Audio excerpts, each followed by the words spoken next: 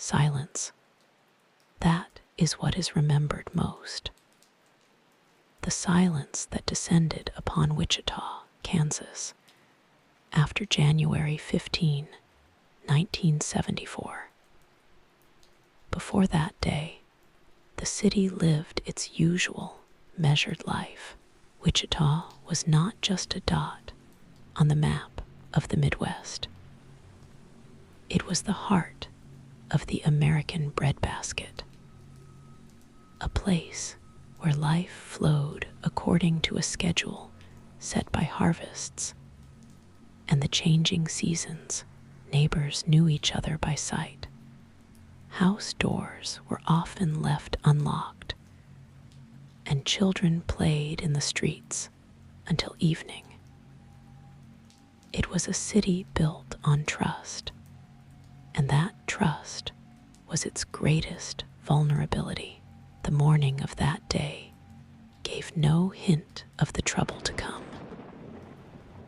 Charlie, a friend of the Otero family, began to worry when his repeated phone calls went unanswered. Joseph Otero, a former military man, disciplined and reliable, never missed work. The alarm, cold and clammy, compelled Charlie to get in his car and drive to the address on North Hills Avenue. The house looked peaceful, too peaceful. No lights, no movement. The door was locked. Circling the building, Charlie noticed that one of the basement windows was slightly open. His heart began to beat wildly, and he cried out, only to be answered by a hollow silence. The police, arriving at the scene, were unprepared for what they were about to see.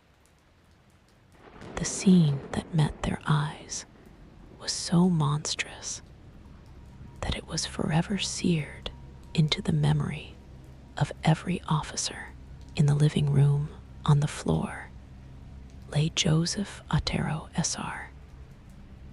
His hands and feet were bound behind his back. A plastic bag adorned his head, tightened with a rope. Next to him, in the same position, was the body of his wife, Julie, in the bedroom of their 11-year-old son, Joseph Jr. The same fate awaited.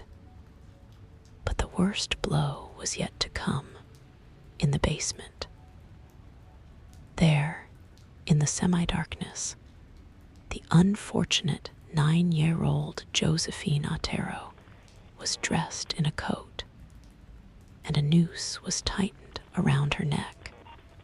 Thrown over a beam, the girl was hanging, her feet not touching the floor.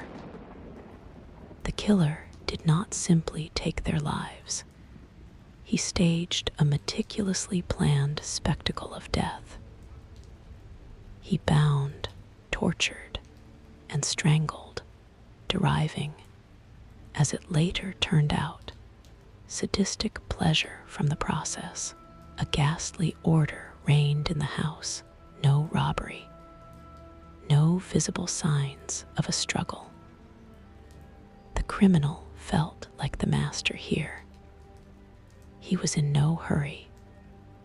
He spent several hours in the house, searching it, possibly eating food from the refrigerator. He took a few trinkets as souvenirs. For him, this was not an act of blind rage, but a ritual. At first, the police assumed they were dealing with revenge related to Joseph Otero's past military service or his possible connections to the drug trade, but soon this theory fell apart. The crime seemed too cruel and unmotivated. An unspoken question hung in the air. What if this was only the beginning? The answer was not long in coming.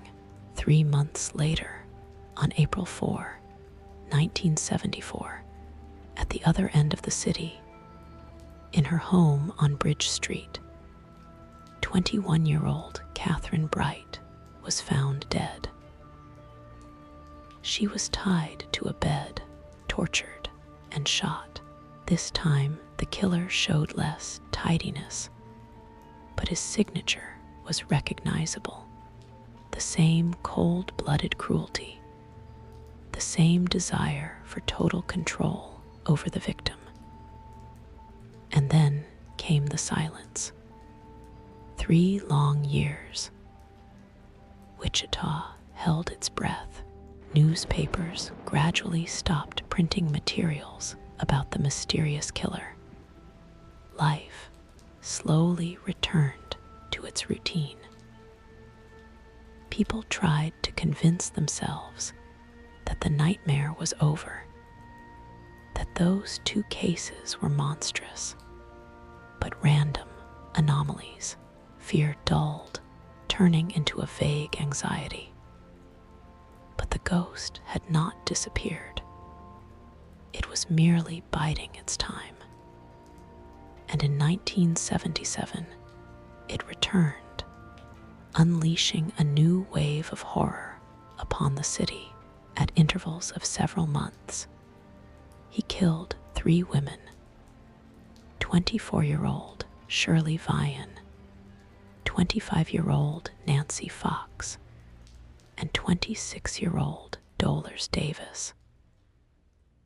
The scenarios were variations on the same theme: breaking into a home, binding, suffocation. He had become more sophisticated, more confident in his impunity.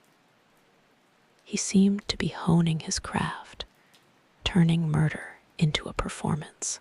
It was then, in October 1974, after his first crime, that he first spoke.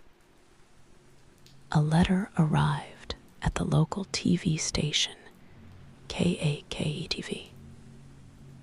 It was composed with pedantic care. In it, the unknown person described the murder of the Otero family in detail, with soul-chilling specifics. He was boasting. He gave himself a name that would forever enter the history of American criminology. BTK, an acronym for bind, torture, kill. This name, he wrote, will become a legend. Thus began a dialogue, decades long. A dialogue between a shadow and the city it terrorized. BTK didn't just kill, he craved recognition, fame, attention for his work. He was not only an executioner, but also a chronicler, an archivist of his own atrocities. He collected trophies, driver's licenses, personal belongings of the victims, creating his own museum of horror. He kept diaries where he meticulously recorded every detail, every fantasy, every step. And then, in 1991, after the murder of Dolores Davis, he fell silent again. This time, for a long time, for 11 years, the city heard nothing from him. The legend of BTK gradually began to turn into a scary fairy tale, a story told to new police officers on shift. But a deep, underlying fear never completely went away. It lurked like a dormant virus in the city's body. It was in this silence, in this illusion of safety, that his biggest, his fatal mistake was being prepared. The ghost, confident in his invulnerability, decided it was time to remind everyone of himself. He could not know that the world had changed in those 11 years, and that his old methods of play would lead him straight to death row. Who was he, this ghost who held an entire city in fear for decades? To understand that, one must rewind the tape of time back to the years when the monster was formed. His name was Dennis Rader. He was born on March 9, 1945, in Pittsburgh, Kansas, and was the eldest of 4 sons in the family. His childhood, at first glance, was the most ordinary for post-war America. But upon closer inspection, one could see cracks through which the darkness would later seep. His mother, Dorothy, was a domineering and strict woman. She worked as a telephone operator, and her life was subject to an iron routine. His father, William, on the contrary, was a gentle man, but was often absent, working on the railroad. His parents' marriage could not be called happy. Quarrels often flared up in the house. The atmosphere was tense. Little Dennis grew up in an environment of emotional scarcity and rigid control, where the expression of feelings was not encouraged. From a very early age, strange, disturbing tendencies began to manifest in him. His obsession with hanging appeared when his grandmother caught him in the barn, where he had set up an improvised gallows for his toys, soldiers, and dolls. He would tie ropes around their necks and hang them, watching their final convulsions. Later, at trial, he would admit that even then, in childhood, he began to experience sexual arousal, imagining his victims suffocating. This was his first, darkest, and most carefully guarded secret. In school, he was not an outcast, but he wasn't popular either. An ordinary, unremarkable teenager trying to remain inconspicuous, but inside him, fantasies raged, which he carefully hid from the outside world. Fantasies of power, of absolute control, of inflicting pain and fear. He began to spy on his neighbors, to stalk single women. He crept through backyards, peeked in windows, stole underwear from dryers. For him, this was not just a teenage fetish, but a way to feel strength, to feel power over those who weren't even aware of his existence. It was a rehearsal, preparation for the main role in his life. After school, he enrolled at Wichita State University, where he studied electronics. But his studies interested him little. His mind was occupied with other things. In search of a socially approved mask, he joined the Boy Scouts and eventually became a leader. Who could have thought that the man teaching children to build fires, pitch tents, and be upstanding citizens was himself, at that time, hatching detailed plans of torture and murder? For Rader, this was the ideal school of hypocrisy. He learned to appear normal, exemplary, trustworthy. He rehearsed his future roles: mentor, family man, good neighbor. In 1966, he enlisted in the U.S. Air Force. He was stationed at a base in South Korea, where he worked as a radio technician. It was there, far from home, in an environment of total control and discipline, that his fantasies began to take clearer and more rigid forms.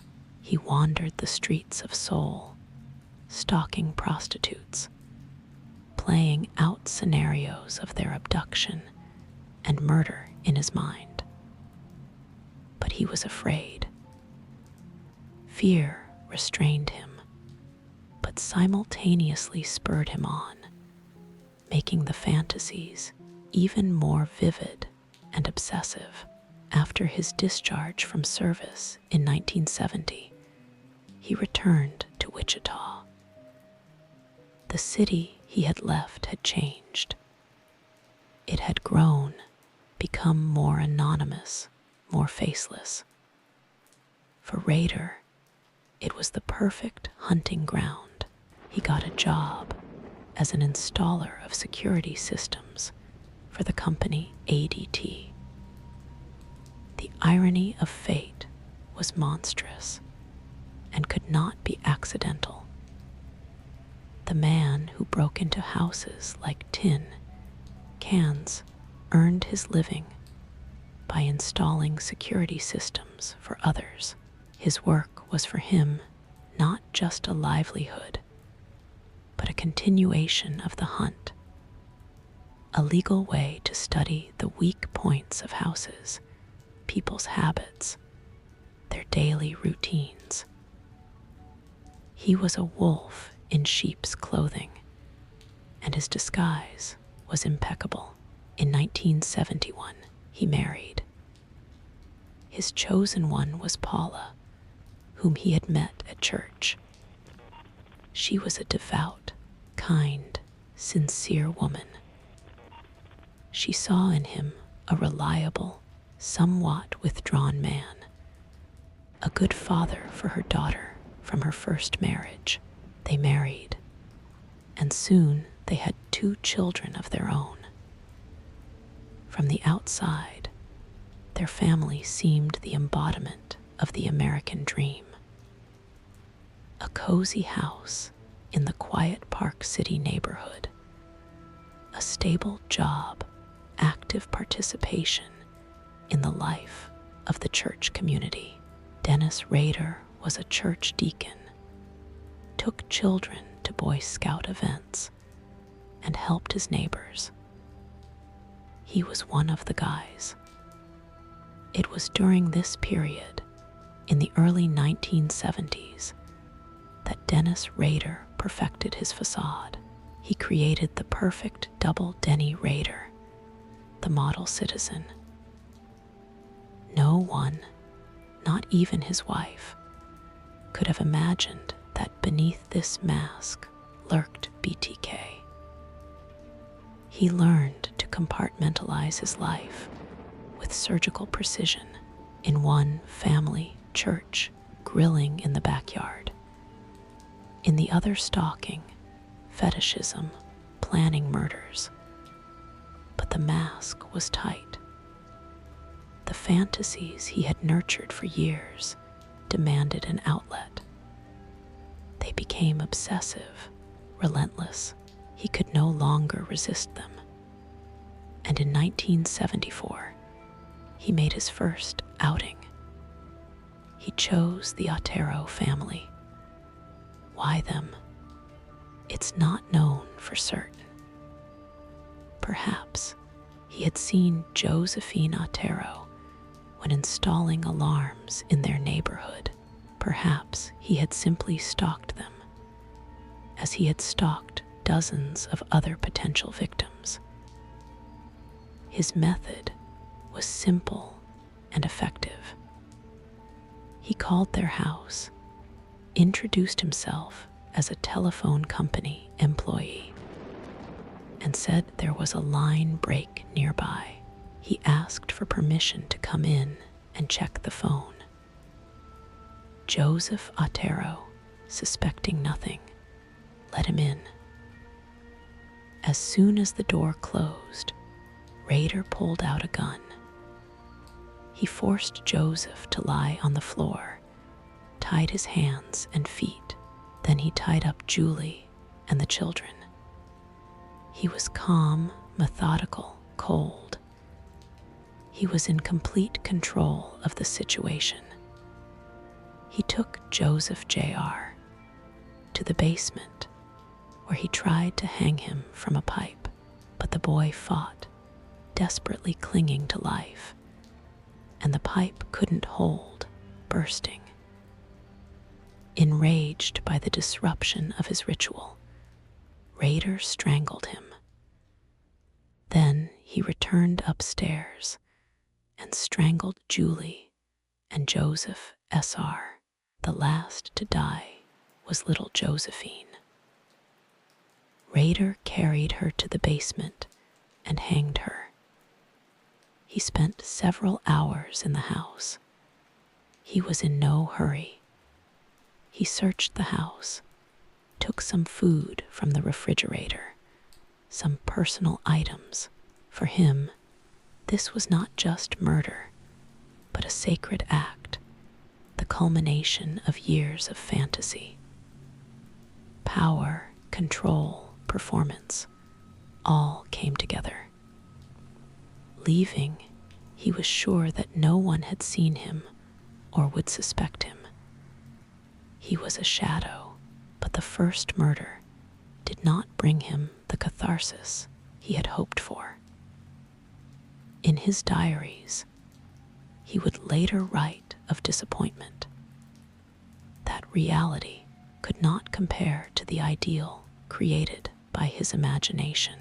However, this disappointment did not stop him. On the contrary, it spurred him on. He understood the main thing. He could do this. That he was smarter than the police. That he was a ghost who could not be caught. And then he wrote his first letter. He needed to be known, to be feared, for his work to be appreciated.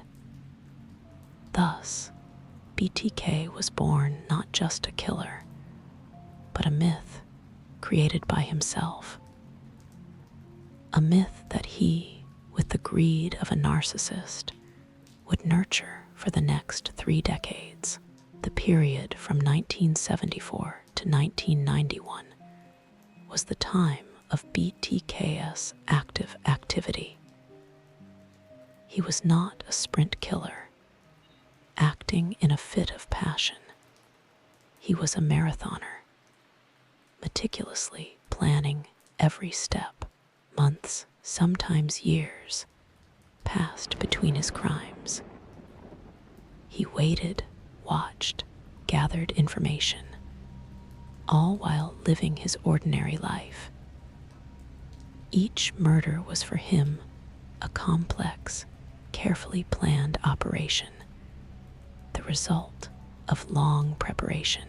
After the Otero family and Catherine Bright, there was a 3-year pause. Perhaps he feared increased attention. Perhaps he was deterred by family circumstances. Or perhaps he needed time to process his experience and develop new tactics. But in 1977, he returned, unleashing a new series of murders on the city. On March 16, 1977, he chose 24-year-old Shirley Vian as his victim. He broke into her home when she was alone. As with the Oteros, he bound her. But this time, his methods were even more sophisticated. He sexually assaulted her and then strangled her.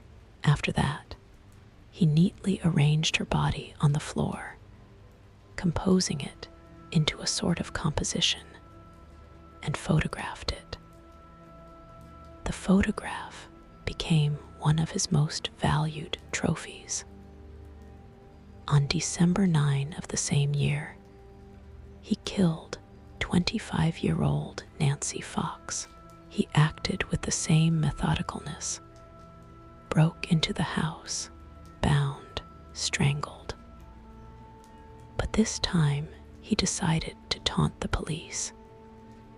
Before leaving the house, he called 911, and in a calm, even voice reported, "You can send a patrol car to 843 East 13th Street.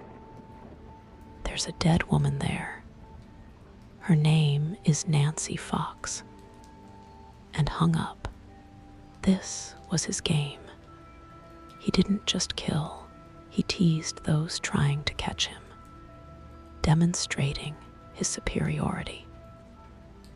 His last confirmed victim during this period was 26-year-old Dolores Davis, killed on January 19, 1991. She was 62 years old and became his oldest victim. He broke into her home, bound her, and strangled her. After that, BTK disappeared for 11 long years. Why did he stop? There are several theories. Perhaps increased security measures in homes, the gradual spread of cell phones and surveillance systems made his work riskier. Perhaps his family life, his children growing up, and new responsibilities required more attention and left less time for his hobby. Or perhaps his fantasies began to fade, giving way to the routine of middle age and the realization that each new foray increased the chance of a mistake. Whatever the reason, Wichita finally breathed a sigh of relief. BTK gradually turned into an urban legend, a scary story from the past. But BTK was not just a killer. He was a communicator. His letters to the police and media became an integral part of his myth. He sent detailed descriptions of the crimes, poems, diagrams he called death diagrams. In one of his most famous messages, he wrote with bitter sarcasm, "How many people do I have to kill to get my name in the paper or get some national media attention?" He played a complex, sophisticated game of cat and mouse with the police. In 1978, he called the police and reported his crime before Nancy Fox's body was discovered. He directed them, gave clues, but always remained one step ahead. He enjoyed his elusiveness, his status as a ghost for the Wichita police. This was a time of humiliation and despair. They created a task force, combed through thousands of suspects, but all their efforts shattered against a wall of silence and Rader's impeccable disguise. He was a chameleon in the most literal sense. He drove his children to school, attended church meetings, grilled steaks on weekends with neighbors. He was a Boy Scout troop leader, and parents trusted him with their children. He even worked as a compliance officer for zoning regulations in the city. Essentially, a minor official who checked if residents were violating parking rules or building without permits. He had power over people in small things, and this fed his megalomania. his conviction of his intellectual superiority. In the 1980s, his thirst for attention only intensified. He made several attempted attacks that did not end in murder. He broke into homes, bound women, but then, for some reason, let them go.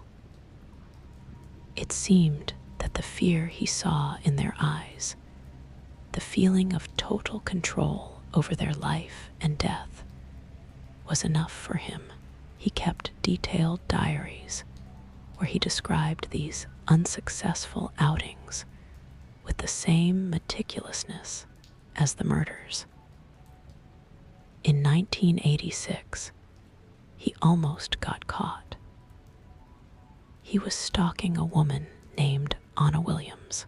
He broke into her home, but she wasn't alone. She managed to break free and call for help. Rader escaped, but was seriously frightened. This incident made him even more cautious, even more sophisticated in his methods of concealment. After 1991, silence became his main weapon. The city began to forget. But Rader himself did not forget. He carefully preserved his trophies, driver's licenses, personal items, photographs, diaries. He was the curator of a museum of his own atrocities, located in his home and in hiding places. He followed the case's development in newspapers and on TV, noting with satisfaction that his legend was alive. Even if he was inactive, he was waiting for his hour. The silence lasted until 2004. In those 11 years, the world had changed dramatically. Technologies that were science fiction in the 70s became everyday. DNA fingerprinting emerged and became a powerful forensic tool. Old, cold cases began to be revisited, hoping that new methods would finally provide answers. In Wichita, a new BTK task force was formed. Old evidence collected decades ago was pulled from archives and subjected to modern analysis. And it seemed BTK could not stand it. His name was being spoken again, but without the fear that was there before. He was talked about as a puzzle from the past, not a real threat in the present. His ego, his narcissism, his craving for recognition rebelled against oblivion. He wanted to play again, to regain his status as Wichita's premier villain. He was confident that technological progress was powerless against his genius. In March 2004, a package appeared at the offices of the Wichita Eagle. When it was opened, the employee's blood ran cold. Inside was a copy of Shirley Vian's driver's license, and that very photograph of her body that BTK had taken in 1977. On the back of the photo was written, "Is this Shirley? Sincerely, BTK." The ghost had returned, and he wanted a dialogue again. Thus began the new, final chapter in the BTK story. Over the following months, he sent letters, packages, left them in public places, in parks, in supermarket parking lots. He was cautious, but his tone was defiant, almost mocking. He wanted to be talked about again as a formidable and elusive force. He proposed a game to the police if they communicated with him through the newspapers, publishing his messages and responding to them. He would send them new messages, perhaps even confessions to other crimes. The police, led by experienced Lieutenant Ken Landwehr, pretended to play by his rules. They understood that this was perhaps the only chance to lure him out of the shadows, to make him slip up. They published coded messages in the newspapers, as he requested, mimicking a dialogue with the mysterious criminal. Behind this compliance lay a well-thought-out operation to catch him. They hoped that his overconfidence, his narcissistic need for recognition, would become his Achilles heel, and their hopes were justified. BTK, flattered by the attention, began to lose his vigilance. He sent more and more messages, asking questions that revealed his preoccupation with modern surveillance technologies. One of his questions became fatal. Can I be traced from a floppy disk? The police, through the newspaper, gave an evasive, reassuring answer, hinting that it was unlikely if he was careful. They played on his vanity, feeding his illusion of superiority. And then, in January 2005, BTK made the mistake that led to his downfall. He sent a package to TV station KSAS-TV. Inside, among other things, was a computer floppy disk. He was sure he had deleted all the files, but he, a man stuck in the technologies of the 70s and 80s, did not know or fully understand the principle of metadata, hidden information, that a computer automatically records on a storage medium. Police technical experts immediately began examining the disk. Recovering the deleted data was not difficult for them. A letter addressed to the TV station was found on the disk, as well as several other files. But the most important discovery was the name of a file that had once been saved on that disk. Test A. Dennis. It was a first name, Dennis, but a name alone was not enough. There were thousands of Dennises living in Wichita and its suburbs. A clue was needed to narrow down the search, and it was found. Upon analyzing the metadata, the experts found another record. The name of the church to which the computer used to create the files was linked. It was Christ Lutheran Church in Wichita. The police frantically began checking all parishioners and employees of the church named Dennis, and one of them was found immediately.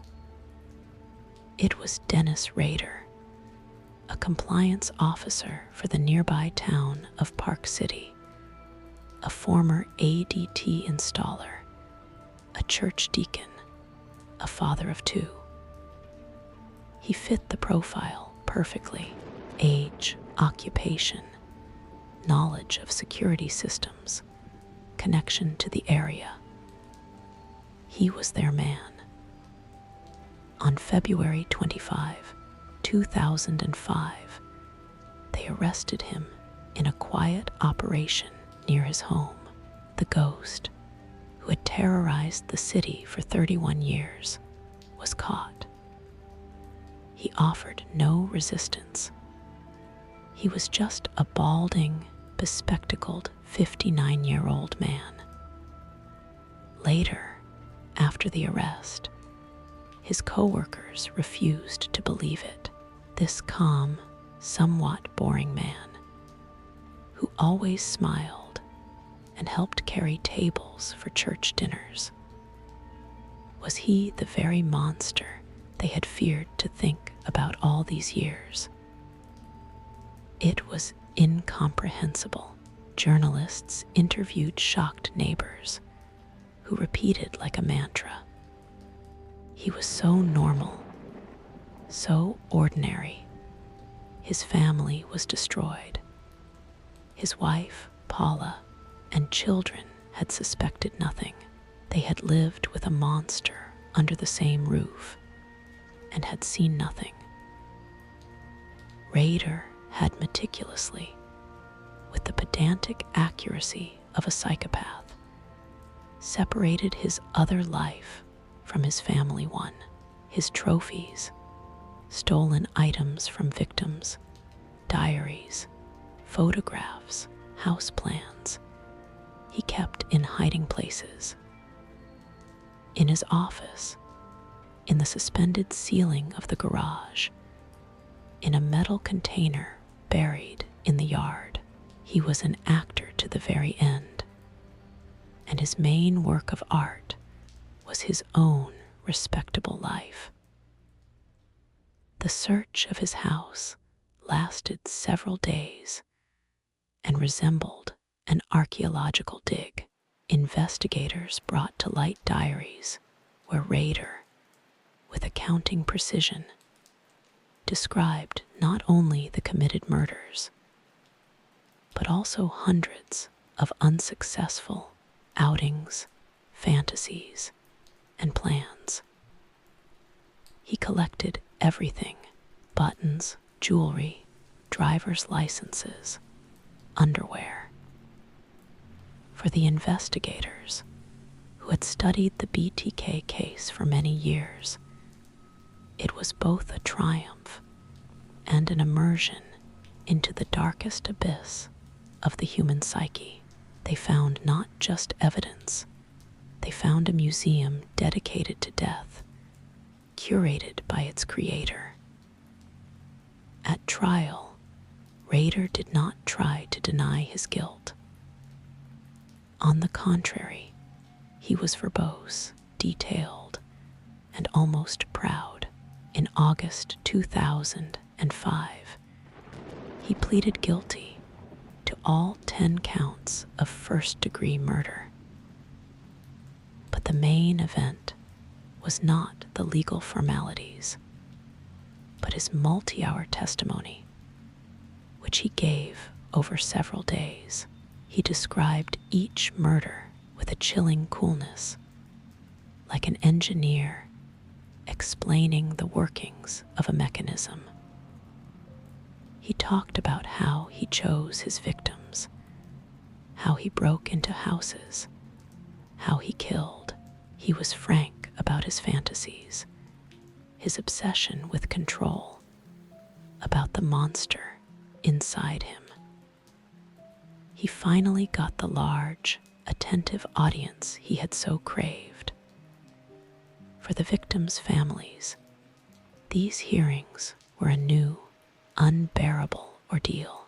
Hearing the killer of their mothers, daughters, sisters, children coldly describe the last minutes of their lives was torture. But they endured. They sat in the courtroom and looked him in the eyes while he spoke. Their silent presence was more eloquent than any words. At the end of the hearing, he was given the right to a final statement, and he spoke again, at length, incoherently, trying to explain the inexplicable, to to justify the unjustifiable. He talked about factors, about his dark sides, about how he couldn't resist. But there was not a drop of sincere remorse in his words. Through them, the same self-admiration and desire to remain the center of attention until the very end shone through. The judge sentenced him to 10 consecutive life sentences without the possibility of parole, one for each confirmed victim. Under Kansas law, the death penalty was not an option for him, as some of the murders were committed during its moratorium. When the sentence was read, Rader turned to the victims' families and said, "I'm sorry. I'm sorry for the evil I have brought upon this society. And you, the families, I'm sorry, I'm sorry." These words sounded empty and cynical. Too little, too late, too clearly for the record. They could not and did not close the chasm of grief he had dug over 3 decades. Dennis Rader, the man who was BTK, is now serving his sentence at the El Dorado Correctional Facility in Kansas. He is aging. His health is deteriorating. But he still occasionally reminds everyone of himself, sending letters or giving interviews. He still craves attention, trying to somehow control his image even from behind bars. His case, it seems, is closed. But his legacy, like a shadow, still lies over Wichita and all of American criminology. His story made society shudder and radically reconsider the very concept of normality. BTK was not a ragged man from the slums, not a social outcast. He was the guy next door. He taught a bitter lesson. Evil does not always have a frightening appearance. Sometimes it wears a suit, goes to work, prays in church, and laughs at family picnics. The most terrible monster is the one that cannot be distinguished from an ordinary person. From an operational standpoint, the BTK case was a turning point. It vividly demonstrated the power and importance of DNA fingerprinting and digital evidence. Rader's fatal floppy disk became a textbook example in criminology of how modern technology can help solve even the oldest and most complicated cases. His capture gave hope to many investigators struggling with cold cases for years. The story of BTK is also a story of narcissism taken to an extreme, monstrous form. Rader killed not only for sexual gratification or a thirst for power. He killed for fame. He wanted his name to become a legend. His need for recognition, for his work to be appreciated, ultimately led to his downfall. He was not only a sadist, but also a vain artist who considered his crimes to be art. For the victims' families, the arrest and conviction of Rader did not put an end to their pain. A closed case did not resurrect their loved ones, but it brought a long-awaited sense of closure, answered the questions, who and why, that had tormented them for decades. It allowed them to finally begin remembering their loved ones, not as victims of a horrific killer, but as living, vibrant people whose lives were tragically cut short. The city of Wichita healed its wounds over time, but scars remained. The story of BTK is forever written into its biography, like a dark chapter that cannot be torn out. It changed the city, making its residents less trusting, more cautious. It reminded everyone that idle can be deceptive. Today, when you go to sleep in your bed, in the safety of your home, the story of Dennis Rader serves as a grim but important reminder. It says that the strongest walls are not made of stone, but of vigilance, mutual support, and a healthy distrust of those who try too hard to appear normal. It warns that ghosts exist not only in fairy tales. Sometimes they wear a suit, go to work, and pray in church. And the most terrible thing is that they can hide in the silence of the most ordinary day, behind the most ordinary smile. The case is closed. The killer is punished, but the echo of his crimes, like a quiet reverberation, will sound for a very long time, making us think about the fragility of our peace and the darkness that sometimes hides behind the most harmless mask. Even behind bars, Dennis Rader did not stop his game. His arrest was not the final chord, but merely moved his performances to a new space, the prison cell and the courtroom. For many years after his conviction, he continued to communicate with the outside world, sending letters, giving interviews, creating drawings.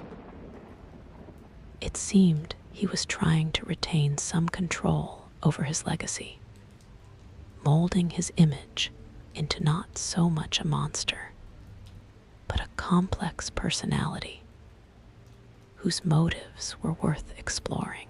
He sent letters to newspapers, detailing his crimes, sometimes adding new gruesome details he had previously omitted. He created strange, sometimes frankly surreal drawings, depicting himself as a supervillain or an allegorical figure.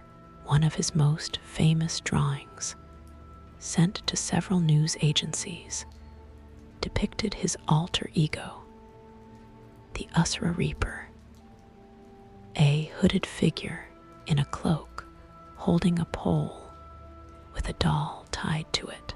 These messages were an attempt to mythologize himself post factum, to create a final, undying image in mass culture. For the victims' families, this was a new, protracted torture. Each such message from the past wounded them again and again, preventing the wounds from healing. They were forced to remember over and over those they had lost, and the man who had taken their closest ones from them. It was a reminder that, although he was physically isolated, his shadow could still reach them, causing pain by the mere fact of his existence. In 2014, Rader gave a series of interviews to a retired federal investigator, which were later published. In these conversations, he was verbose, calm, and as detailed as at his trial. He analyzed his actions with a pseudo-scientific detachment, talking about factors and conditions that led him down this path. His words still lacked sincere remorse, but there was an attempt at explanation, a rationalization of the irrational. He remained until the end what he had always been, the architect of his own evil, trying to impose order and logic upon it. But time takes its toll.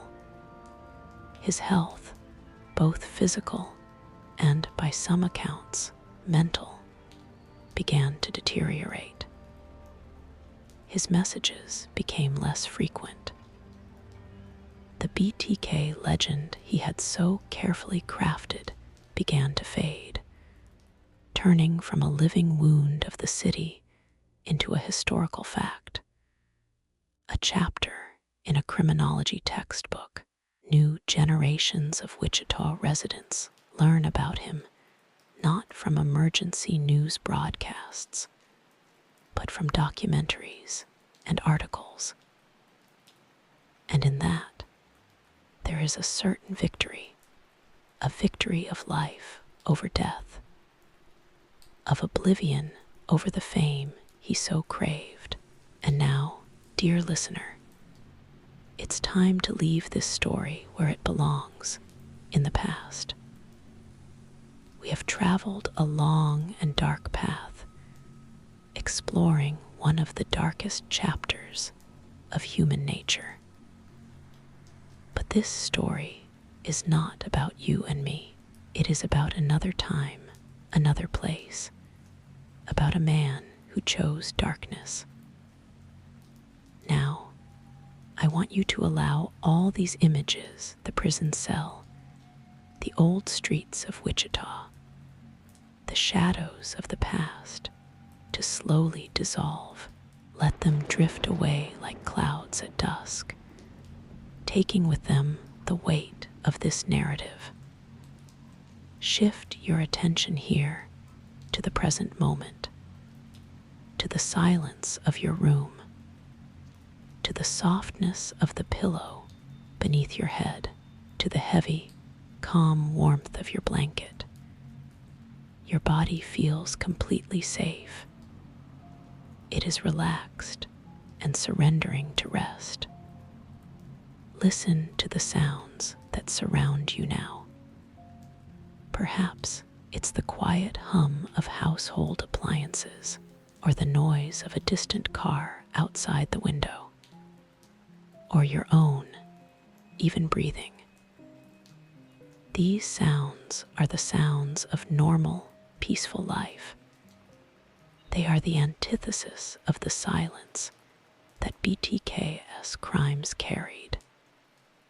They are the sounds of peace. Take a deep, slow breath and an equally slow, full exhale. Feel how with each exhale you release any residual tension, any anxiety this story may have awakened. Exhale it away. You don't need to carry it. Your eyelids are becoming heavy, filled with a pleasant warmth. The muscles around your eyes relax. Your face relaxes. Your shoulders drop down, free from any heaviness. Your arms relax. Your hands, your fingers, your chest becomes heavy and relaxes. Your stomach, your back. A warm, peaceful wave of tranquility spreads from the crown of your head to the very tips of your toes. You are here. You are safe. The door to your room leads to a familiar space. The window opens to a world you know. No false walls. No secret passages. Only reliability and peace. Allow this feeling of deep, unshakable safety to completely fill you. Envelop you like the softest blanket in the world. You have earned this rest. You have earned this peaceful, deep, restorative sleep. Let your thoughts slow down, calm down, turn into light, smooth images that drift away into the darkness. All is well. You are safe. The world is sleeping around you. And you are almost there.